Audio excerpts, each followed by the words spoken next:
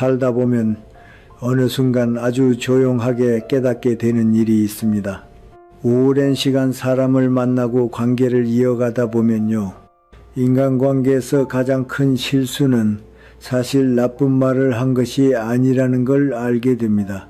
오히려 더 오래 남는 것은 굳이 하지 않아도 되는 말을 무심코 그리고 선의로 꺼내버린 그 한마디입니다. 그 말은요. 그 자리에서는 아무 일도 아닌 것처럼 지나가지만 집에 돌아와 불을 끄고 누운 그 순간 이상하게 마음이 서늘해지며 다시 떠오릅니다. 왜 내가 그걸 말했을까? 그 한 문장이 머릿속에서 계속 맴돕니다. 저도 젊었을 때는 그렇게 생각했습니다. 누군가 물으면 성실하게 답하는 것이 예의라고요. 특히 우리 세대는 침묵하면 무례하다고 배우지 않았습니까? 솔직하게 말하는 것이 곧 바른 사람의 태도라고 그렇게 믿으며 자라왔지요. 그래서 질문을 받으면 상대를 위해서, 분위기를 위해서, 그리고 나 자신의 성실함을 지키기 위해서라도 최선을 다해 대답하려고 했습니다. 그런데 말입니다. 세상은 그 성실함을 반드시 좋게만 보지 않습니다. 오히려 그 성실함을 활용하는 경우가 더 많습니다. 조금 거칠게 들릴 수도 있지만 현실은 그렇습니다. 사람들은 당신의 이야기를 당신을 위해 듣는 것처럼 보이지만 실은 대부분 자기 자신을 위해 정리하고 있습니다. 사람은 듣는 순간 무언가를 분류하고 싶어 합니다. 안심하고 싶고 우위를 점하고 싶고 혹은 지루함을 채우고 싶어 합니다. 누군가의 이야기를 재료 삼아 자신의 기준 속에서 비교하고 저울에 올려보는 것이죠. 그래서 우리가 선의로 건넨 정보는 상대의 필요에 따라 형태를 바꾸며 혼자서 걸어가기 시작합니다. 여기서 중요한 사실 하나가 있습니다. 말이라는 것은요, 입 밖으로 나온 순간 이미 더 이상 내 것이 아닙니다. 이건 정말 무서운 일입니다. 사람은 말을 그대로 복원하지 않습니다. 자신에게 편한 부분만 잘라내고 듣고 싶은 방향으로 해석합니다. 결국 당신은 사실을 말했지만 상대에게는 해석할 재료를 건넨 것에 불과하게 됩니다. 그리고 재료라는 것은 요리하는 사람에 따라 얼마든지 맛이 달라집니다. 그래서 저는 침묵하라고 말하고 싶은 것이 아닙니다. 말을 줄여라, 무뚝뚝해져라, 그런 이야기도 아닙니다. 제가 말하고 싶은 것은 선을 아는 것입니다. 이 선은 차가움이 아니라 품격의 뿌리입니다. 젊을 때는 말을 잘하는 사람이 이득을 보는 경우가 많습니다. 하지만 나이가 들수록 그 방향은 조금씩 바뀝니다. 너무 많은 것을 말하는 사람은 어딘가 가벼워 보이기 시작하고 친절하다는 이유로 모든 것을 다 털어놓는 사람은 어느 순간부터 다루기 쉬운 사람이 되어버립니다. 부탁을 받기 쉬워지고 곤란한 상황에서 가장 먼저 떠오르는 사람이 되고 심지어 소문 속에 자연스럽게 포함되는 사람이 됩니다. 본인은 전혀 그런 의도가 없었는데도 어느새 역할이 정해져 버리는 것입니다. 반대로 필요한 말만 조용히 하고 불필요한 부분은 다 들 줄 아는 사람이 있습니다. 그런 사람은 말이 적어도 이상하게 무게가 있습니다. 학력도 아니고 돈도 아닙니다. 차이는 단 하나입니다. 답하지 않을 권리를 제대로 쓰고 있는가? 이것이 결정적인 차이를 만듭니다. 많은 사람들이 오해합니다. 답하지 않는 것은 무례한 것이라고요. 하지만 아닙니다. 답하지 않는 것은 거짓도 아니고 무례함도 아닙니다. 그것은 자신의 안전과 품격을 지키기 위한 경계선입니다. 사람은 놀라울 정도로 자주 자기 입으로 자기 가치를 낮추는 행동을 합니다. 나는 숨기는 게 없어. 나는 솔직한 사람이야. 이렇게 웃으며 말하지만 그 솔직함이 결국 자신을 지치게 하고 오해를 만들고 관계를 무너뜨리는 경우도 많습니다. 왜냐하면 인간관계는 선의만으로 움직이지 않기 때문입니다. 오늘 당신을 칭찬하던 사람이 내일은 당신을 차갑게 볼 수도 있습니다. 오늘 당신을 위로하던 사람이 내일은 당신 이야기를 다른 사람에게 전할 수도 있습니다. 사람의 마음은 변합니다. 그리고 그 마음이 변하는 순간 어제의 비밀은 오늘의 약점이 됩니다. 그래서 현명한 어른은 사람을 믿지 마라 라고 말하지 않습니다. 대신 이렇게 말합니다. 사람의 마음은 변할 수 있다. 이 현실을 받아들이고 그 위에서 스스로를 지키는 것, 그것이 어른의 역할입니다. 저 역시 젊었을 때 분위기를 깨지 않으려고 괜히 말을 더 했던 적이 많습니다. 웃겨야 할 것 같고 좋은 사람으로 보이고 싶고 그런 마음에 한마디를 더 얹었죠. 그리고 늘 후회했습니다. 집에 돌아와서 마치 스스로에게 구멍을 낸 것 같은 기분이 들었습니다. 하지만 나이가 든다는 것은 약해지는 것이 아닙니다. 오히려 쓸데없는 구멍을 만들지 않는 지혜가 생기는 것입니다. 그래서 오늘 딱 하나만 기억하셨으면 좋겠습니다. 질문을 받았다고 해서 반드시 답할 의무는 없습니다. 답하지 않는 것은 회피가 아니라 선을 지키는 행동입니다. 이 선이 있는 사람은 쉽게 다룰 수 없습니다. 그리고 쉽게 다룰 수 없는 사람은 자연스럽게 존중받게 됩니다. 존중은요, 부탁해서 얻는 것이 아닙니다. 스스로 자신의 기준을 정한 사람에게 조용히 따라오는 결과입니다. 그래서 이제부터가 중요합니다. 우리가 실제로 어떻게 행동해야 하는지 구체적으로 이야기해 보겠습니다. 아무리 친한 사람이라도, 아무리 분위기가 좋아도, 그리고 아무리 상대가 다정해 보여도 어떤 질문에는 분명히 답하지 않는 것이 더 좋은 순간이 있습니다. 그 첫 번째가 바로 가장 흔하게 등장하는 질문입니다. 바로 돈에 대한 질문입니다. 사람은 생각보다 쉽게 숫자로 상대를 판단합니다. 그래서 이 부분을 지킬 수 있게 되는 순간 당신의 인상은 눈에 띄게 달라집니다. 당신은 더 이상 말하기 쉬운 사람이 아니라 가볍게 다룰 수 없는 사람이 됩니다. 이 차이는 생각보다 훨씬 큽니다. 돈 이야기는 겉으로 보면 그저 가벼운 정보 교환처럼 보입니다. 연금 얼마 받으세요? 퇴직금은 어느 정도예요? 요즘 집값 올랐다던데요? 웃으면서 아무렇지 않게 세상 이야기처럼 던져옵니다. 하지만 저는요, 이 질문이 나오는 순간 공기의 온도가 한 단계 바뀌는 것을 수없이 봐왔습니다. 왜냐하면 돈은 사람을 아주 빠르게 정렬시키는 도구이기 때문입니다. 숫자는 단순한 숫자가 아닙니다. 그 숫자는 사람을 위치에 올려놓는 기준이 됩니다. 예를 들어 당신이 아무 생각 없이 말합니다. 한 800만 원 정도요. 그 순간 상대의 머릿속에서 당신은 더 이상 이름 있는 사람이 아닙니다. 800만 원짜리 사람이 됩니다. 이게 무서운 겁니다.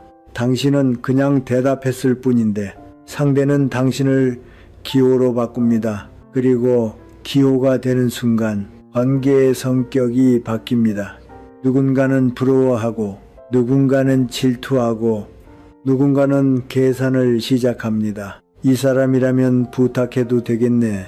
이 정도면 더 많이 내야 하는 거 아닌가? 또 어떤 사람은 반대로 이 사람은 형편이 어렵겠구나 하고 괜한 동정의 시선을 더 씌우기도 합니다. 어느 쪽이든 당신을 있는 그대로 보는 것이 아닙니다.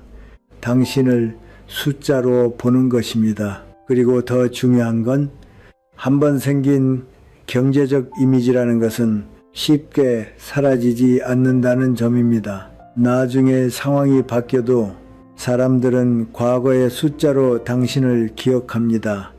지금은 여유가 없어도 예전에 많이 번 사람으로 남고, 반대로 지금은 괜찮아졌어도 예전에 힘들었던 사람으로 계속 보일 수 있습니다. 숫자는 결국 얼굴이 됩니다. 그래서 저는 나이가 들수록 반드시 지켜야 할 것 중 하나가 돈에 대한 구체적인 숫자라고 생각합니다. 오해하지 마세요. 돈 이야기를 하지 말라는 게 아닙니다. 돈은 현실이니까 가족이나 신뢰할 수 있는 사람과는 충분히 이야기해야 합니다. 하지만 그 자리의 분위기에 휩쓸려서 아무에게나 꺼낼 필요는 없습니다. 오히려 꺼내지 않는 것이 맞습니다. 특히 사람들이 모인 자리에서 술이 들어가고 분위기가 풀어졌을 때, 그때 무심코 흘린 숫자 하나가 나중에는 당신을 묶는 꼬리표가 됩니다. 그 사람 연금 꽤 된다던데, 퇴직금 많다더라, 집도 2채래, 본인은 이미 잊어버렸는데 들은 사람은 절대 잊지 않습니다. 왜냐하면 숫자는 이야기 소재로 쓰기 너무 좋기 때문입니다. 사람은 재밌는 이야기를 들고 다니는 습성이 있습니다. 그리고 때로는 당신의 존엄보다 이야기의 재미가 더 중요해지는 경우도 있습니다. 이게 현실입니다. 그렇다면 우리는 어떻게 답해야 할까요? 답은 단순합니다. 숫자를 주지 않는다. 구체적으로 말하지 않는 것입니다. 하지만 그렇다고 해서 차갑게 굴 필요는 없습니다. 여기서 중요한 것은 닿는 말을 미리 준비해 두는 것입니다. 예를 들어 이렇게 말할 수 있습니다. 먹고 사는 데는 크게 문제 없습니다.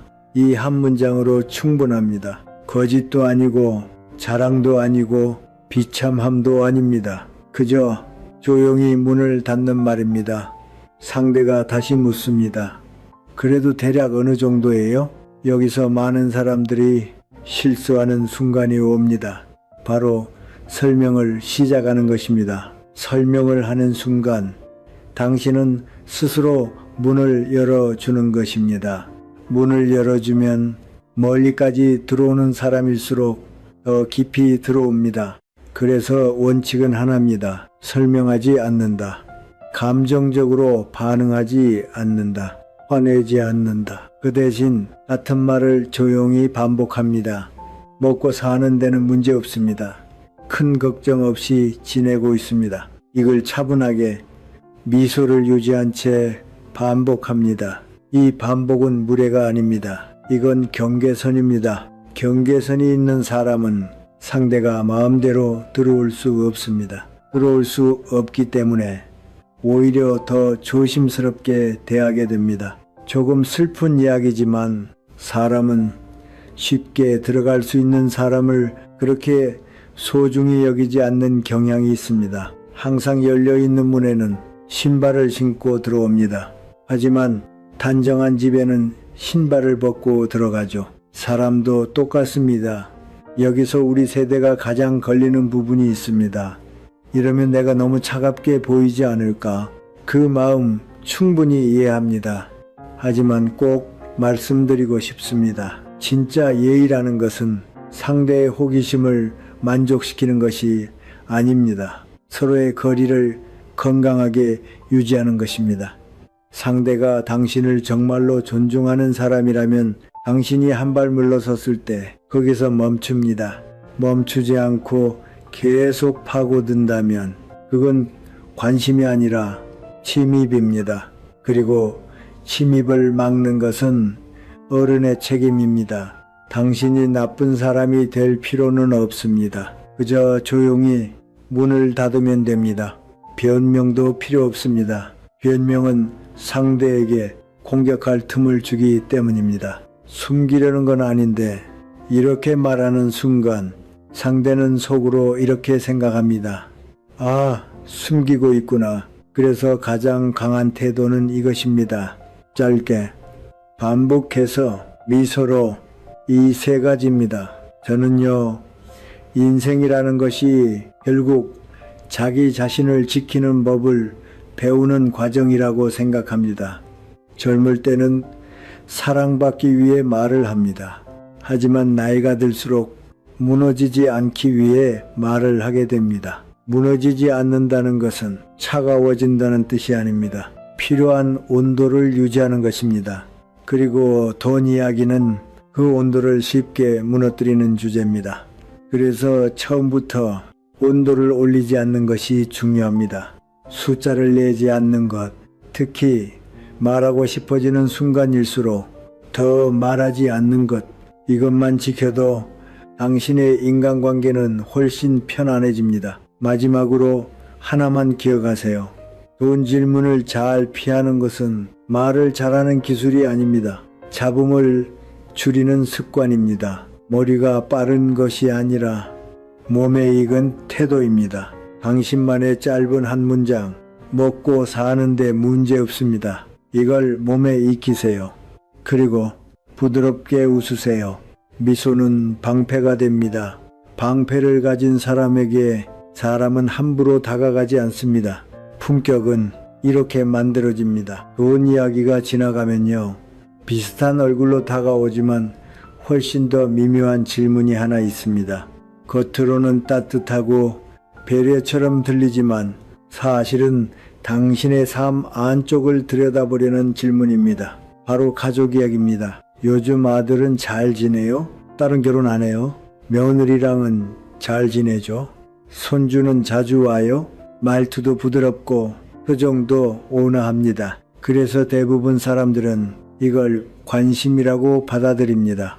하지만 바로 그 지점이 가장 위험한 지점입니다. 부드러운 말일수록 경계선을 더 쉽게 녹이기 때문입니다. 가족 이야기는요, 입 밖으로 나오는 순간 더 이상 우리 집 이야기가 아닙니다. 그 순간부터 사람들 사이의 이야기가 됩니다. 그리고 이야기가 되는 순간 당신의 가족은 당신 손을 떠나서 타인의 평가 위에 올라갑니다. 이건 경험해 본 사람은 압니다. 나는 그저 근황을 말했을 뿐인데 어느 순간 누군가가 이렇게 말합니다.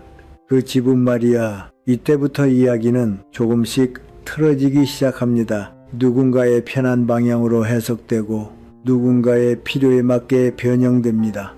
그리고 결국 당신의 가족은 당신이 없는 자리에서 평가받게 됩니다. 생각보다 많은 사람들이 이 과정을 가볍게 여깁니다. 하지만 이건 아주 조용하게 관계를 바꾸는 힘을 가지고 있습니다. 가족 이야기는 크게 두 방향으로 흐릅니다. 자랑이 되거나 불만이 되거나 둘 다 위험합니다. 자랑은요, 듣는 사람의 마음속에 비교를 만들어냅니다. 겉으로는 웃으면서 좋네요 라고 말하지만 속에서는 미묘한 감정이 올라오는 사람도 있습니다. 사람은 축하하는 마음과 비교하는 마음을 동시에 가지고 있기 때문입니다. 그리고 비교가 깊어지면 축하는 점점 얇아집니다. 얇아진 축하는 어느 순간 조용한 질투로 바뀝니다. 그 질투는 겉으로 드러나지 않기 때문에 우리는 눈치채지 못합니다. 하지만 관계는 서서히 거칠어집니다. 반대로 불만은 더 복잡합니다. 처음에는 사람들이 공감해 줍니다. 힘드시겠네요. 그럴 수 있죠. 하지만 같은 이야기가 반복되면 사람들은 마음속에서 결론을 내립니다. 저 집은 문제가 많다. 저 사람은 늘 불만이 있다. 그 순간부터 당신은 위로받는 사람이 아니라 피곤한 사람이 됩니다. 사람은 잔인합니다. 겉으로는 공감하면서도 속으로는 거리를 두려고 합니다. 그리고 더 큰 문제는 따로 있습니다. 당신이 밖에서 한 가족 이야기는 돌고 돌아 언젠가 가족의 귀에 들어갈 수 있습니다. 그때 가족은 이렇게 느낍니다. 왜 우리 이야기를 밖에서 했을까? 왜 우리 집 이야기를 남에게 넘겼을까? 그 순간 관계는 조용히 금이 가기 시작합니다. 그래서 저는 분명하게 말하고 싶습니다. 자식은 부모의 자랑거리가 아닙니다. 자식은 부모의 하소연 대상도 아닙니다. 그들은 하나의 독립된 인격입니다. 부모의 한마디가 그들을 살릴 수도 있고 상처를 남길 수도 있습니다. 특히 밖에서 한 말은 되돌릴 수 없습니다. 말한 사람은 가볍게 넘겼을지 몰라도 들린 쪽에서는 그렇게 받아들이지 않습니다. 사람은 의도보다 결과로 기억하기 때문입니다. 그리고 또 하나, 모든 사람이 선한 마음으로 듣는 것은 아닙니다. 누군가는 당신 자식의 성공을 듣고 속으로 웃을 수도 있습니다. 누군가는 실패를 듣고 안도감을 느낄 수도 있습니다. 믿고 싶지 않지만 그런 마음은 존재합니다. 사람의 마음은 항상 깨끗하지 않습니다. 그래서 우리가 더 현명해져야 합니다. 그럼 어떻게 해야 할까요? 답은 하나입니다. 가족 이야기는 중립적으로 다루는 것. 이게 품격입니다. 중립은 차가움이 아닙니다. 지켜내는 태도입니다. 방법은 간단합니다. 짧게 말하고 더 이상 열지 않는 것. 누군가 묻습니다. 아들은 뭐 해요? 그때 직장 수입 계획까지 말하지 않습니다. 다들 각자 바쁘게 지내고 있어요. 이걸로 충분합니다. 며느리랑은요, 조용히 잘 지내고 있습니다. 여기까지입니다. 손주는요, 올 수 있을 때 오죠. 이걸로 끝입니다. 심심하게 들릴 수 있습니다. 괜찮습니다. 오히려 그 정도가 가장 좋습니다. 가족 이야기는 맛이 강해지는 순간 남이 먹기 시작합니다. 그래서 일부러 담백하게 만드는 겁니다. 당신이 말을 닫으면 상대는 느낍니다. 이 사람은 선이 있다. 선이 있는 사람에게는 쉽게 들어가지 않습니다. 그리고 쉽게 들어갈 수 없는 사람은 가볍게 다루지 못합니다. 문제는 여기서 끝나지 않습니다. 끝까지 파고드는 사람이 있습니다. 어느 회사예요? 결혼은 언제래요? 성격은 어때요? 이때 절대 하면 안 되는 행동이 있습니다. 설명입니다. 설명을 시작하는 순간 상대는 더 깊이 들어옵니다. 왜냐하면 당신이 문을 열었기 때문입니다. 그래서 여기서도 원칙은 같습니다. 같은 말을 반복합니다. 다들 바쁘게 지내고 있어요. 조용히 잘 지내고 있습니다. 웃으면서 차분하게 같은 말을 놓습니다. 그러면 상대는 느낍니다. 아, 여기까지구나. 그 순간 질문은 멈춥니다. 당신이 강하게 말했기 때문이 아니라 당신이 단단하게 닫았기 때문입니다. 소리를 높이지 않아도 사람은 멈춥니다. 단단함은 화가 아니라 태도입니다. 오래 살면서 느낀 건 하나입니다. 가족을 지킨다는 것은 자식을 지키는 것이고 동시에 자기 자신의 품위를 지키는 일이라는 것입니다. 모임에 갈 때마다 자식 이야기를 계속하는 사람이 있습니다. 처음에는 사람들이 웃으며 듣습니다. 하지만 돌아갈 때 이렇게 말합니다. 또 그 이야기였어. 이렇게 사람은 조금씩 멀어집니다. 반대로 거의 가족 이야기를 하지 않는데도 존중받는 사람이 있습니다. 그 사람은 말이 적지만 무게가 있습니다. 결국 차이는 하나입니다. 입이 가벼운가 무거운가, 그 차이 하나로 나이 들어서의 인간관계는 완전히 달라집니다. 그러니 기억하세요. 가족 이야기는 입 밖으로 나가는 순간 당신의 것이 아닙니다. 당신의 의도와 상관없이 변형됩니다. 그리고 그 영향은 결국 당신이나 당신의 자식에게 돌아옵니다. 현명한 어른은 가족을 설명하지 않습니다. 가족을 지킵니다. 오늘부터 결심하세요. 물으면 짧게 답하고 그 이상은 열지 않는다. 그리고 자연스럽게 대화를 다른 곳으로 옮깁니다. 날씨, 음식, 건강, 가벼운 일상 같은 안전한 주제로 그것이 당신의 관계를 조용하고 편안하게 만드는 길입니다. 이제 다음 단계로 들어가겠습니다. 겉으로는 가장 따뜻해 보이지만 사실은 가장 깊이까지 들어올 수 있는 질문이 있습니다. 바로 마음속 상태를 묻는 질문입니다. 요즘 괜찮아요? 잠은 잘 자요? 힘든 일 있는 거 아니에요? 좀 우울해 보이는데. 이런 말들은 듣기만 하면 참 다정하게 느껴집니다. 그래서 사람은 쉽게 마음을 놓습니다. 그리고 그 순간 스스로도 놀랄 만큼 깊은 이야기를 꺼내버리기도 합니다. 어떤 날은 유난히 마음이 허전하고 혼자 있기 힘든 밤도 있습니다. 그럴 때 누군가가 괜찮아요 라고 물으면 그 한마디에 기대고 싶어집니다. 그래서 무심코 말이 나옵니다. 사실은 하지만 이 지점에서 한번 멈출 줄 아는 사람이 결국 자신을 지키는 사람입니다. 왜냐하면 순간의 솔직함이 나중에는 오래 남는 약점이 될 수 있기 때문입니다. 사람은 약해질수록 판단이 흐려집니다. 이건 잘못이 아닙니다. 그저 인간의 자연스러운 모습입니다. 약해진 상태에서는 눈앞의 따뜻함에 더 쉽게 끌립니다. 하지만 관계라는 것은 항상 같은 상태로 유지되지 않습니다. 작은 오해로 멀어질 수도 있고 이해관계로 틀어질 수도 있습니다. 어제까지 가까웠던 사람이 내일도 같은 마음일 거라고는 누구도 장담할 수 없습니다. 그때 어떤 일이 생길까요? 당신이 믿고 털어놓은 진심이 어느 순간 가장 날카로운 말이 되어 돌아올 수 있습니다. 관계가 좋을 때의 비밀은 공유가 되지만 관계가 틀어지면 그 비밀은 무기가 됩니다. 이건 냉정한 이야기지만 현실입니다. 그 사람 원래 힘들다더라. 약도 먹는다던데 정신적으로 불안한 것 같아. 이런 말이 한번 퍼지기 시작하면 사람들은 그 배경을 자세히 이해하려 하지 않습니다.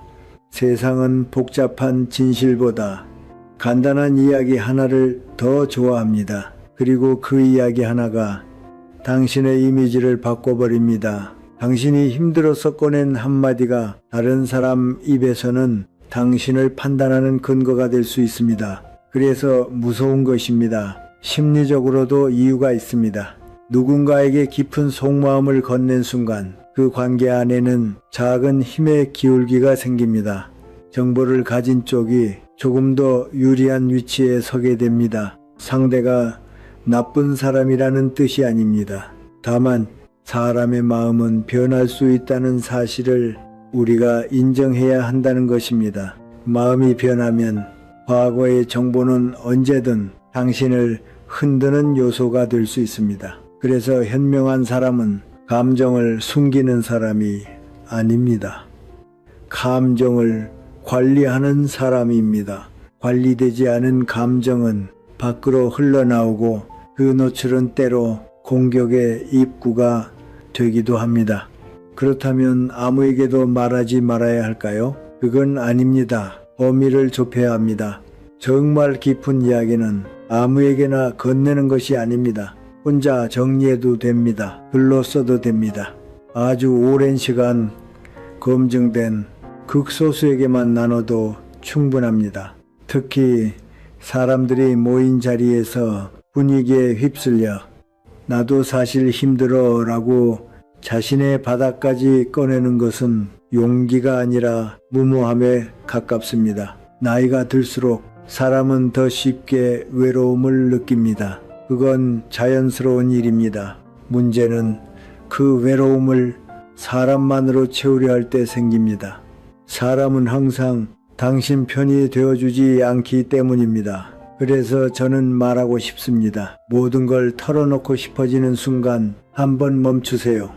아, 지금 내가 약해져 있구나. 이걸 알아차릴 수 있는 사람이 정말 강한 사람입니다. 그럼 실제로 질문을 받았을 때는 어떻게 해야 할까요?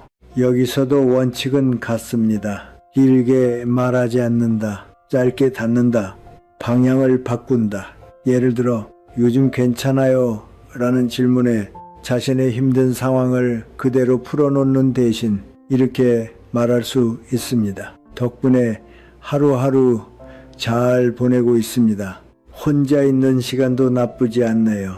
요즘은 마음을 잘 정리하려고 합니다. 이 말은 거짓이 아닙니다. 힘들지 않다는 뜻이 아니라 그 감정을 내가 다루고 있다는 의미입니다. 이 차이가 중요합니다. 이렇게 말하면 상대는 당신을 불안한 사람이 아니라 스스로를 정리할 줄 아는 사람으로 보게 됩니다. 사람은 도움을 주고 싶은 마음과 동시에 지속적으로 힘든 사람을 피하고 싶은 마음도 함께 가지고 있습니다. 그래서 늘 힘든 이야기만 하는 사람에게는 자연스럽게 거리가 생깁니다. 반대로 감정을 다룰 줄 아는 사람에게는 묘한 존중이 생깁니다. 이 사람은 자기 마음을 지킬 줄 아는구나, 이렇게 느끼게 됩니다. 만약 상대가 더 깊이 묻는다면 그때는 더 짧게 끊습니다. 여러 가지가 있죠. 그래도 괜찮습니다. 걱정해 주셔서 감사합니다. 그리고 자연스럽게 대화를 다른 방향으로 옮깁니다. 말로 끊기 어려운 사람에게는 방향으로 끊는 것이 더 효과적입니다. 여기서 꼭 기억해야 할 것이 있습니다. 깊은 이야기를 나눈다고 해서 관계가 깊어지는 것은 아닙니다. 진짜 관계는 시간과 태도의 축적에서 만들어집니다. 몇 번 만났다고 해서 속마음을 다 건네는 것은 오히려 관계를 비틀어버릴 수 있습니다. 그래서 다시 말합니다. 당신의 약함은 문제가 아닙니다. 우울함도 공허함도 외로움도 누구에게나 있는 감정입니다. 문제는 그 감정을 아무에게나 넘겨버리는 것입니다. 그것은 치유가 아니라 노출이 될 수 있습니다. 그리고 노출된 약점은 관계가 틀어졌을 때 가장 먼저 공격받는 지점이 됩니다. 당신에게는 스스로를 지킬 권리가 있습니다. 그것이 진짜 자존감입니다. 정리해 보겠습니다. 마음을 파고드는 질문에는 이렇게 대응합니다. 깊은 약점은 말하지 않는다. 짧은 문장으로 닫는다. 더 묻으면 더 짧게 끊는다. 그리고 방향을 바꾼다. 이것만으로도 당신의 후회는 줄어들고 마음의 흔들림도 줄어듭니다. 그리고 사람들은 당신을 쉽게 판단하지 못하게 됩니다. 당신이 자신을 쉽게 내주지 않기 때문입니다. 이제 마지막으로 겉보기에는 가장 가볍고 아무렇지 않아 보이지만 실제로는 큰 손해로 이어질 수 있는 질문이 있습니다. 사람들이 웃으면서 던지는 질문, 별 의미 없는 이야기처럼 보이지만 조심하지 않으면 스스로를 깎아내리게 되는 질문입니다. 바로 과거의 실수에 대한 이야기입니다. 젊을 때 후회되는 일 없어요? 예전에 크게 실패한 적 있죠? 한 번쯤은 사고친 이야기 있잖아요. 들어봅시다. 이런 질문은 가볍게 시작됩니다.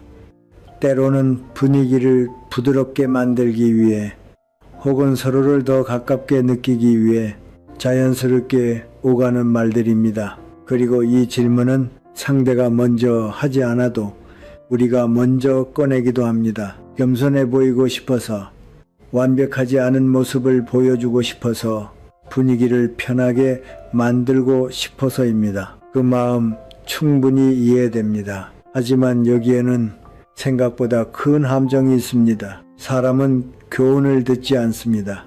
사람은 재료를 수집합니다. 당신이 과거의 실수를 배운 이야기로 풀어놓는 순간 상대는 그걸 교훈으로 받아들이기보다 당신을 판단하기 위한 정보로 받아들입니다. 조금 냉정하지만 이것이 현실입니다. 우리는 종종 착각합니다. 지금은 달라졌다고 말하면 이해해 주겠지. 하지만 사람의 기억은 그렇게 작동하지 않습니다. 좋은 이야기보다 부정적인 정보가 훨씬 강하게 남습니다. 10가지의 성실함보다 한 번의 실수 이야기가 더 오래 기억되는 경우가 많습니다. 당신이 쌓아온 이미지보다 당신이 입으로 꺼낸 한 문장이 더 크게 남을 수 있습니다. 이건 마치 스스로 얼굴에 작은 흠집을 내는 것과 비슷합니다. 예를 들어 보겠습니다. 누군가 웃으며 묻습니다. 예전에 보증 잘못 써서 힘든 적 있지 않아요? 당신이 웃으며 이렇게 답합니다. 아, 그때는 젊어서 실수했죠. 집이 한번 흔들렸어요. 그 순간 분위기는 웃으며 넘어갑니다. 하지만 상대의 기억에는 이 한 줄이 남습니다. 저 사람은 보증으로 크게 실패한 사람이다. 그 다음부터 당신이 아무리 신중한 말을 해도 어딘가 한번 판단을 잘못한 사람이라는 인식이 따라붙습니다. 이게 무서운 점입니다. 당신은 반성을 말했지만 상대는 평가를 끝낸 것입니다. 또 하나 더 중요한 문제가 있습니다. 과거의 실수는 누군가에게 아주 편리한 무기가 됩니다. 관계가 틀어지는 순간 그 이야기는 쉽게 꺼내집니다.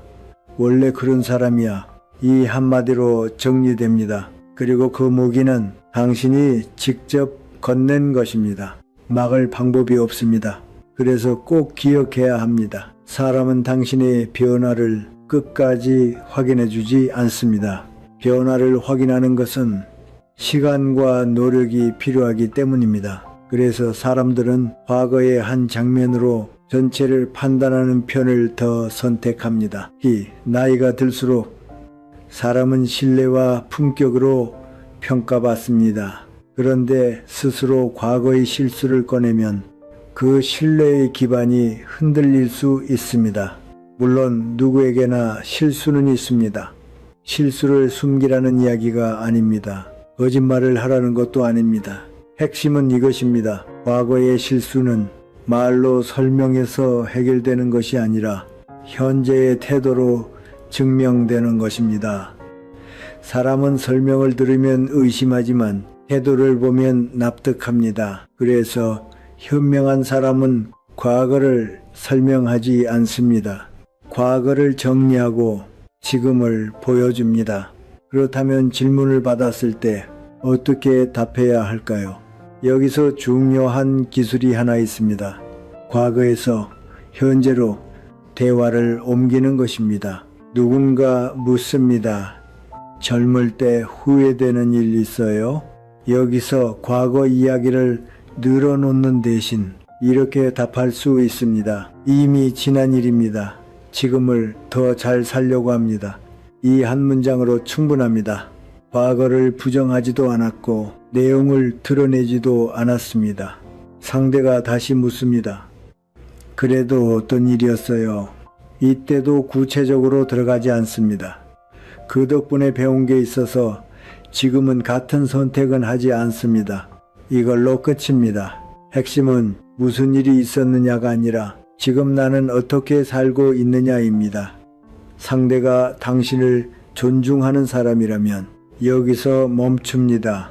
그럼에도 계속 묻는다면 그건 단순한 호기심이 아니라 당신의 약점을 확보하려는 마음일 수 있습니다. 그럴 때는 더 짧게 말해도 됩니다. 그런 이야기는 잘 하지 않는 편입니다. 좋은 쪽으로 생각하며 살고 있습니다. 그리고 미소를 유지합니다.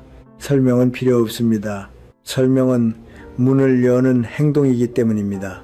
여기서 많은 사람들이 하는 실수가 있습니다. 겸손을 가장한 자기 노출입니다.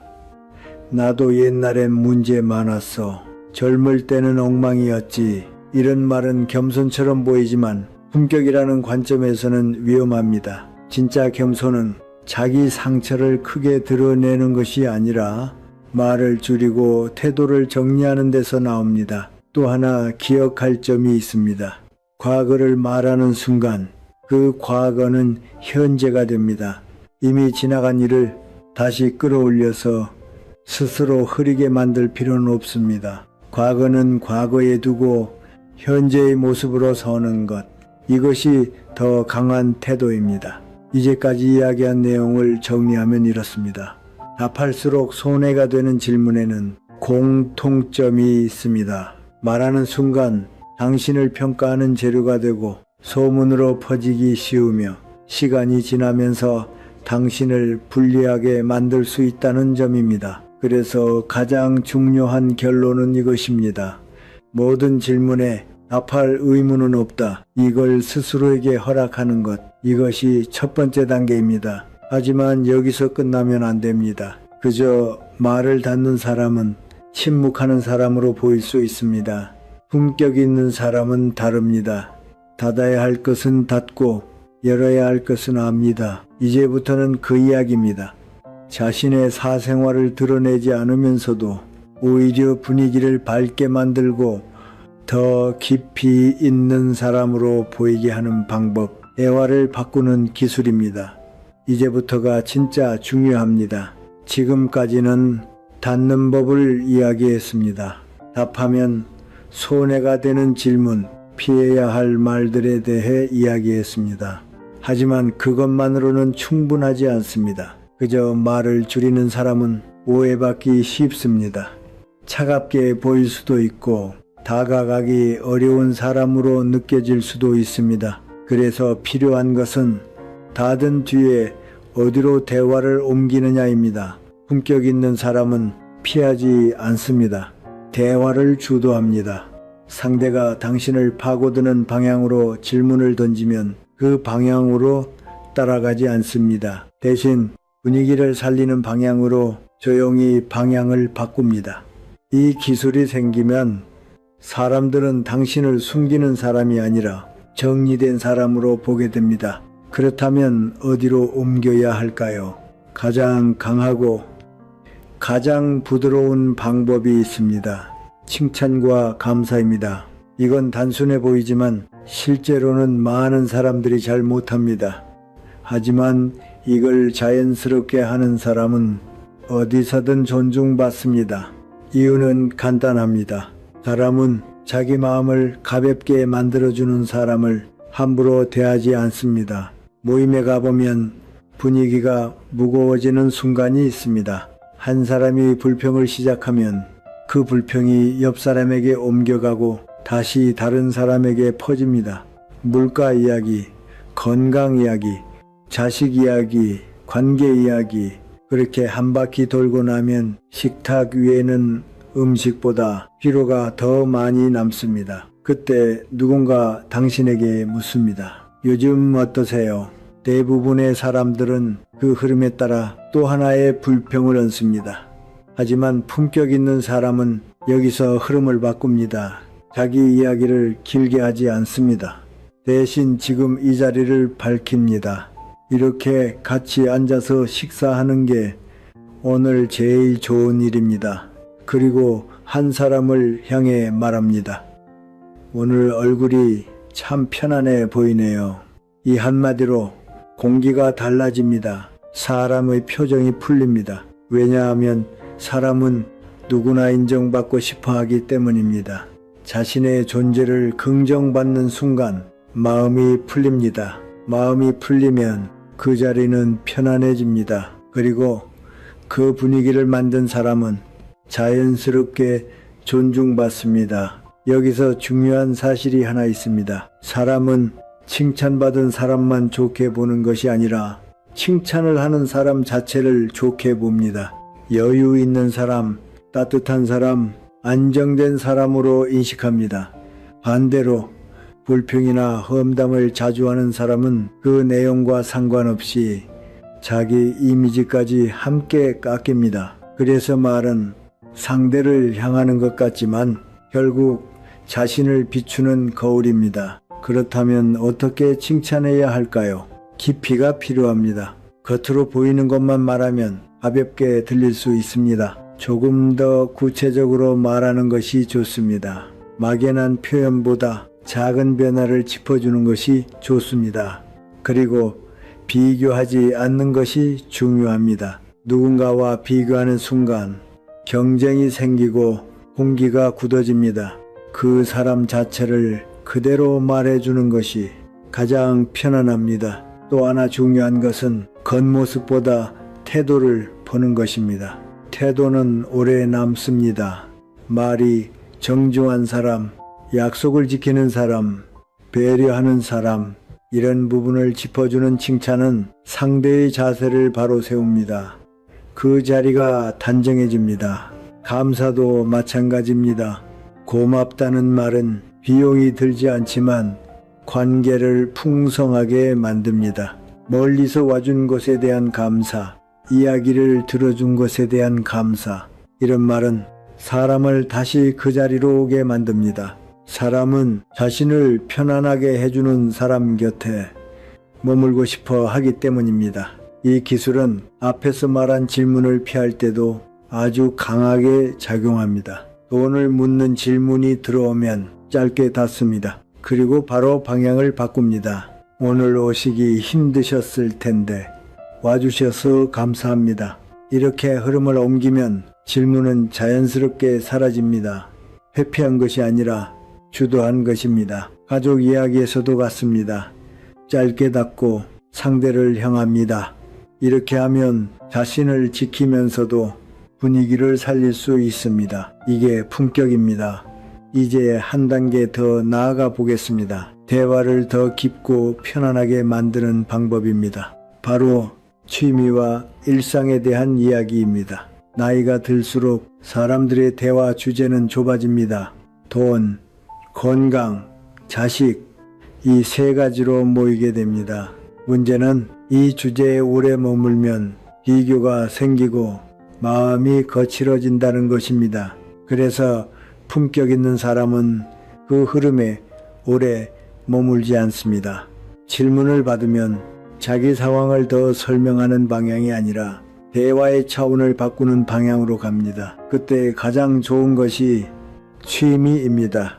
취미는 단순한 여가가 아닙니다. 나이가 들수록 자기 존중감을 지키는 중심이 됩니다. 세상은 변합니다. 경제도 변하고 사람도 변하고 몸도 변합니다.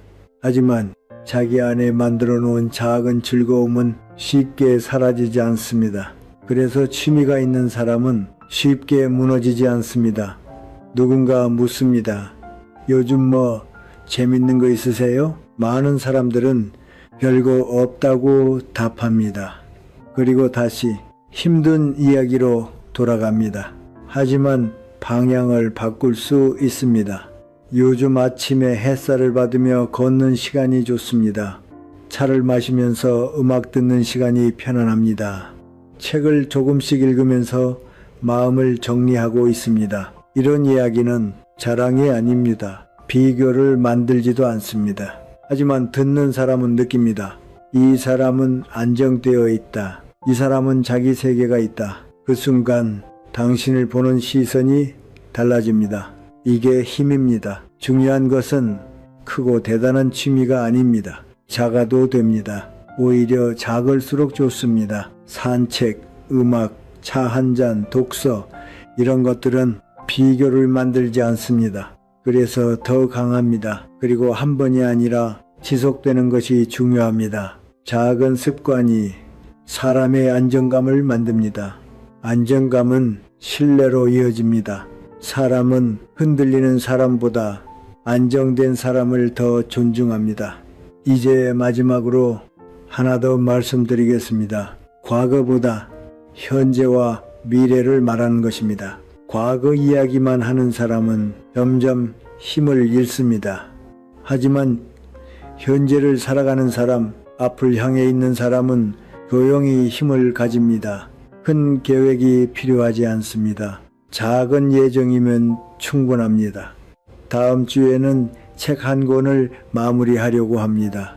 날씨가 따뜻해지면 조금 더 걸어보려고 합니다. 이런 말은 듣는 사람에게 안정감을 줍니다. 이 사람은 여전히 살아가고 있다. 이 느낌이 중요합니다. 이제 전체를 정리하겠습니다.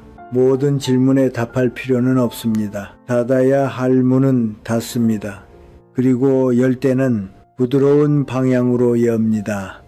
칭찬, 감사, 취미, 현재와 미래 이 5가지로 충분합니다. 말이 가벼워질수록 삶은 무거워집니다.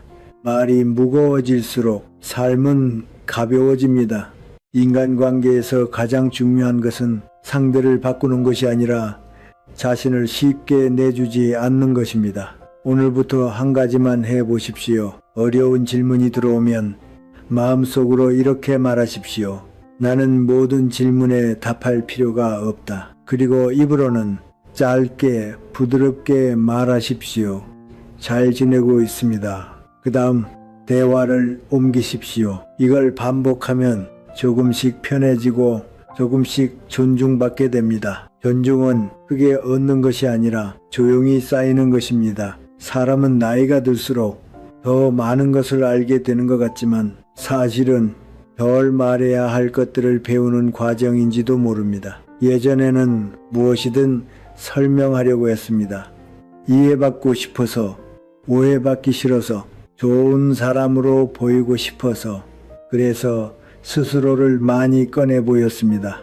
하지만 시간이 지나면서 알게 됩니다. 모든 것을 말하는 사람이 가까워지는 것이 아니라 오히려 가벼워질 수 있다는 것을, 그리고 적당히 다될 줄 아는 사람이 더 오래 더 깊게 존중받는다는 것을, 인간관계는 많이 말해서 유지되는 것이 아닙니다. 적절하게 지켜내면서 조용히 이어지는 것입니다. 당신의 말은 당신을 드러내는 도구이기도 하지만 동시에 당신을 지키는 울타리가 되기도 합니다. 그 울타리를 스스로 허물지 않는 것, 그게 바로 품격입니다. 이제부터는 모든 질문에 성실하게 답하려 하지 마십시오. 그 대신 이렇게 생각하십시오. 나는 나를 지킬 권리가 있다. 이 한 문장이 당신의 태도를 바꿉니다. 그리고 그 태도가 당신의 인생을 바꿉니다. 조용한 사람은 약한 사람이 아닙니다. 말을 아끼는 사람은 모르는 사람이 아닙니다. 필요한 만큼만 말하는 사람, 그 사람이 가장 단단한 사람입니다. 그리고 결국 사람들은 그런 사람을 떠나지 않습니다. 편해서가 아니라 함부로 할 수 없기 때문입니다. 인생의 후반으로 갈수록 관계는 넓어지는 것이 아니라 정리됩니다. 그때 남는 것은 많이 말해준 사람이 아니라 가볍지 않았던 사람입니다. 오늘부터 하나만 실천해 보십시오.